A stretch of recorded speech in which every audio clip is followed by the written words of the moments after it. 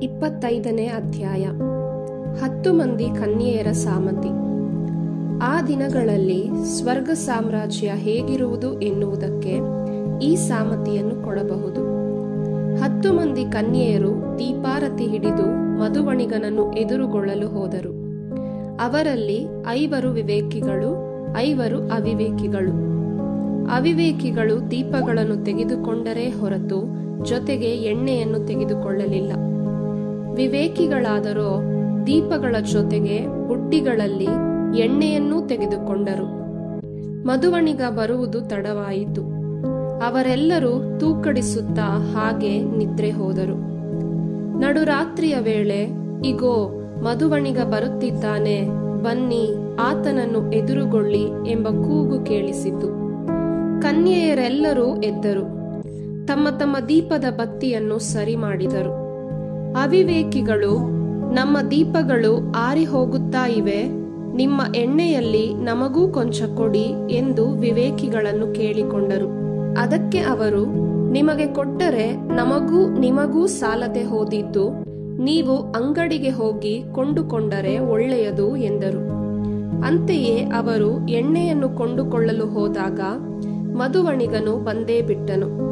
ಸಿದ್ಧರಾಗಿದ್ದವರು ಅವನ ಸಂಗಡ ವಿವಾಹ ಮಹೋತ್ಸವಕ್ಕೆ ಹೋದರು. ಕಲ್ಯಾಣ ಮಂಟಪದ ಬಾಗಿಲುಗಳನ್ನು ಮುಚ್ಚಲಾಯಿತು. ಉಳಿದ ಕನ್ಯೆಯರು ಅನಂತರ ಬಂದರು. ಸ್ವಾಮಿ, ಸ್ವಾಮಿ, ನಮಗೆ ಬಾಗಿಲು ತೆರೆಯಿರಿ ಎಂದು ಕೂಗಿಕೊಂಡರು. ಅದಕ್ಕೆ ಉತ್ತರವಾಗಿ ಆ ಮಧುವಣಿಗ, ಅದಾಗದು, ನೀವು ಯಾರೋ ನನಗೆ ಗೊತ್ತಿಲ್ಲ ಎಂದು ಬಿಟ್ಟ. ಆದ್ದರಿಂದ ಜಾಗೃತರಾಗಿರಿ, ಏಕೆಂದರೆ ಆ ದಿನವಾಗಲಿ ಆ ಗಳಿಗೆಯಾಗಲಿ ಯಾವಾಗ ಬರುತ್ತದೆಂದು ನಿಮಗೆ ತಿಳಿಯದು. ದೇವರು ಕೊಡುವುದು ಬಚ್ಚಿಡುವುದಕ್ಕಲ್ಲ. ಅದೂ ಅಲ್ಲದೆ ಆ ದಿನಗಳಲ್ಲಿ ಸ್ವರ್ಗ ಸಾಮ್ರಾಜ್ಯ ಇಂತಿರುವುದು. ಒಬ್ಬಾತ ಪ್ರವಾಸ ಹೊರಡಲಿದ್ದ. ತನ್ನ ಸೇವಕರನ್ನು ಕರೆದು ಅವರ ವಶಕ್ಕೆ ತನ್ನ ಆಸ್ತಿಯನ್ನು ಒಪ್ಪಿಸಿದ. ಒಬ್ಬನಿಗೆ 5 ತಲೆಂತು, ಇನ್ನೊಬ್ಬನಿಗೆ 2, ಮತ್ತೊಬ್ಬನಿಗೆ 1, ಹೀಗೆ ಅವರವರ ಸಾಮರ್ಥ್ಯಕ್ಕೆ ತಕ್ಕಂತೆ ವಹಿಸಿಕೊಟ್ಟು ಹೊರಟು ಹೋದ. 5 ತಲೆಂತು ಪಡೆದ ಸೇವಕ ಒಡನೆ ಹೋಗಿ ಆ ಮೊತ್ತದಿಂದ ವ್ಯಾಪಾರ ಮಾಡಿ ಇನ್ನೂ 5 ಸಂಪಾದಿಸಿದ. 2 ಪಡೆದವನು ಹಾಗೆಯೇ ಮಾಡಿ ಇನ್ನೂ 2 ಸಂಪಾದಿಸಿದ.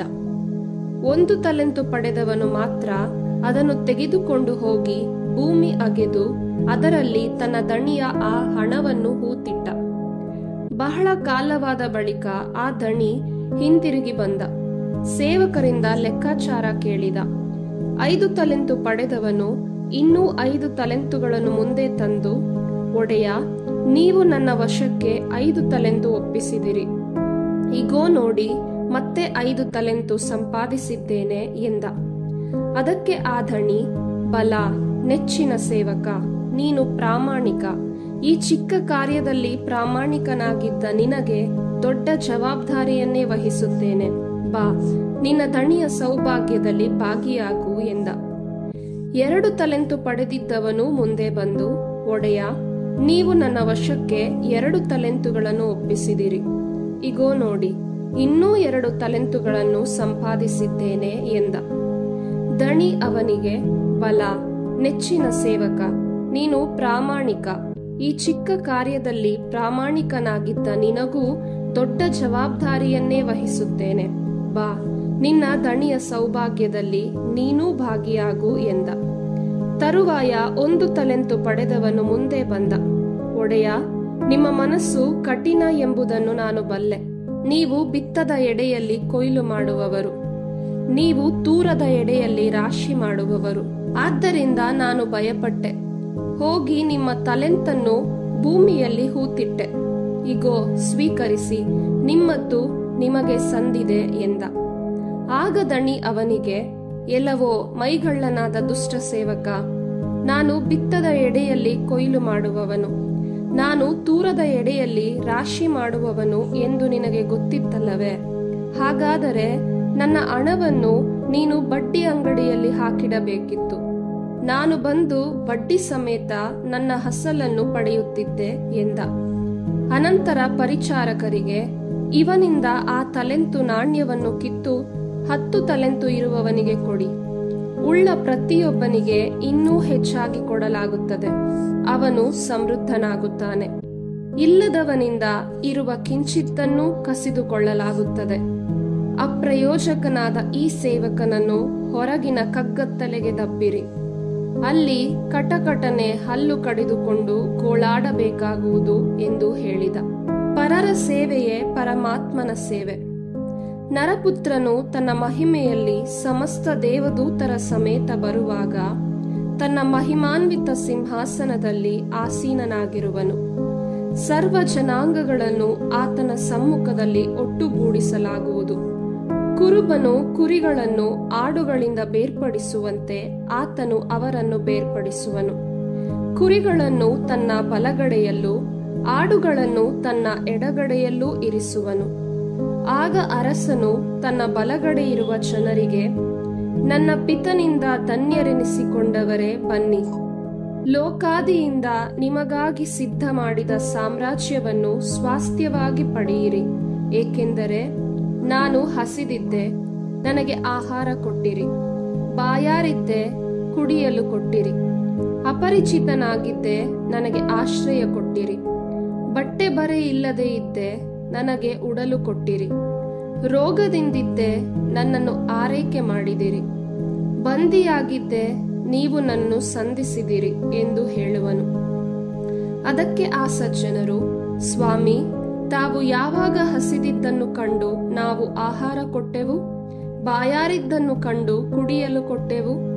ಯಾವಾಗ ತಾವು ಅಪರಿಚಿತರಾಗಿದ್ದನ್ನು ಕಂಡು ನಾವು ಆಶ್ರಯ ಕೊಟ್ಟೆವು, ಬಟ್ಟೆ ಬರೆ ಇಲ್ಲದ್ದನ್ನು ಕಂಡು ಉಡಲು ಕೊಟ್ಟೆವು? ತಾವು ರೋಗಿಯಾಗಿರುವುದನ್ನು ಅಥವಾ ಬಂದಿಯಾಗಿರುವುದನ್ನು ಕಂಡು ನಾವು ಸಂಧಿಸಲು ಬಂದೆವು ಎಂದು ಕೇಳುವರು.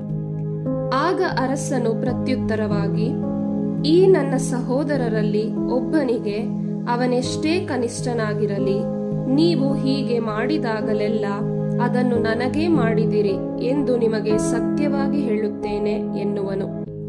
ಅನಂತರ ಆತನು ತನ್ನ ಎಡಗಡೆ ಇರುವವರನ್ನು ನೋಡಿ, ಶಾಪಗ್ರಸ್ತರೇ, ನನ್ನಿಂದ ತೊಲಗಿರಿ, ಪಿಶಾಚಿಗೂ ಅವನ ದೂತರಿಗೂ ಸಿದ್ಧ ಮಾಡಿರುವ ಆರದ ಬೆಂಕಿಗೆ ಬೀಳಿರಿ.